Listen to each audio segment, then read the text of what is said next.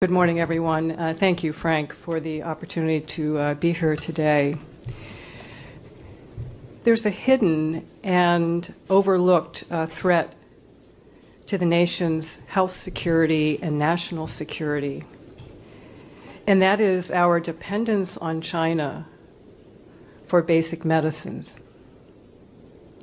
These are not the counterfeit drugs I'm talking about purchased on the internet. These are not the illegal opioids on the street. These are the medicines used at Walter Reed National Military Medical Center and military hospitals and clinics around the world. These are the medicines used at VA hospitals across the United States. And these are the medicines used at hospitals here in the Washington, D.C. area by members of Congress, their families, and presidents here and across the country. The United States is so dependent on China for medicine that if they shut the door, within months, if not weeks, our healthcare system will collapse. Business continuity would cease to exist. Let's take penicillin. The last penicillin plant in the United States closed in 2004. And how did that happen? A handful of Chinese companies got together, formed the penicillin cartel. They dumped product on the global market, and they drove out all US, European, and even Indian producers. They undercut on price, and once they gained dominant global market share, increased the price.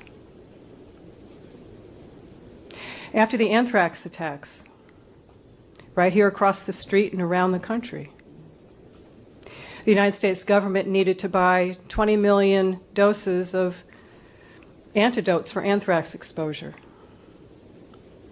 We can't make them anymore. We had to go to a European company, a reputable company, and in turn, they had to get the starting material from a plant in China. Today, our manufacturing base, our industrial base to make generic antibiotics, which are most of the antibiotics Americans take, is virtually gone.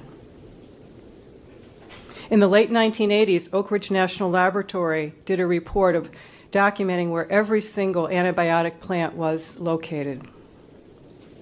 Names, contact information. There was a manual on how to repair them and rebuild them if they were destroyed. Now we have no manufacturing base to make basic antibiotics. When it comes to other generics, remember, are 90% of the medicines that Americans take.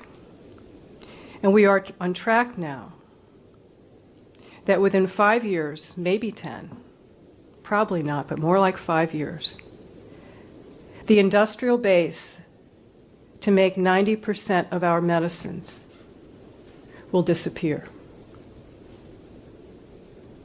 And this is because of China's predatory pricing, a form of economic warfare, to undercut all other producers of medicine